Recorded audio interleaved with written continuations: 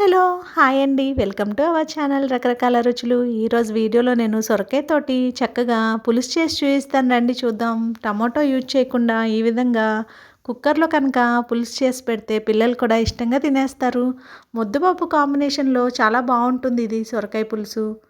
ముందుగా 2 ఉల్లిపాయలను సన్నగా ముక్కలుగా కట్ చేసుకొని, 3 పచ్చిమిరపకాయలను కూడా సన్నగా కట్ చేసుకొని, సొరకాయ ముక్కలను ఈ విధంగా కట్ చేసుకొని పక్కన పెట్టుకోండి. తర్వాత స్టవ్ ఆన్ చేసుకొని కుక్కర్ పెట్టుకొని 2, 3 స్పూన్లు ఆయిల్ వేసుకొని, ఒక హాఫ్ టీ స్పూను మినపప్పు, అలాగే హాఫ్ టీ స్పూను జీలకర్ర, హాఫ్ టీ స్పూన్ ఆవాలు వేసుకొని, తర్వాత ఒక ఎండుమిర్చిని ఇలా ముక్కలుగా కట్ చేసుకొని వేసుకోండి. అలాగే అర స్పూను పసుపుని, కొంచెం ఇంగువను కూడా వేసుకున్న తర్వాత కరివేపాకును కూడా వేసుకొని లైట్‌గా ఫ్రై చేసుకొని, ముందుగా కట్ చేసి పెట్టుకున్న ఉల్లిపాయ, పచ్చిమిరపకాయ, సొరకాయ ముక్కలను వేసుకొని చక్కగా ఫ్రై చేసుకోండి.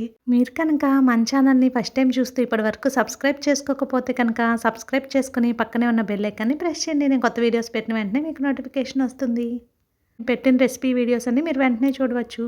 తర్వాత సొరకాయ ముక్కల్లో ఇప్పుడు రుచికి సరిపడినంత ఉప్పుని, 2 స్పూన్ల కారాన్ని వేసుకొని, ముందుగానే ఒక పెద్ద సైజు ఉసిరికాయ అంత చింతపండుని రసంగా తీసుకొని పక్కన పెట్టుకోవాలి. ఆ రసాన్ని కూడా యాడ్ చేసుకున్న తర్వాత ఒక 2 స్పూన్ల బెల్లం తురుమును యాడ్ చేసుకోండి. మొత్తం ఒకసారి గెరటితో చక్కగా కలుపుకొని కుక్కర్ మూత పెట్టుకొని 3 విజిల్స్ చక్కగా రానివ్వండి.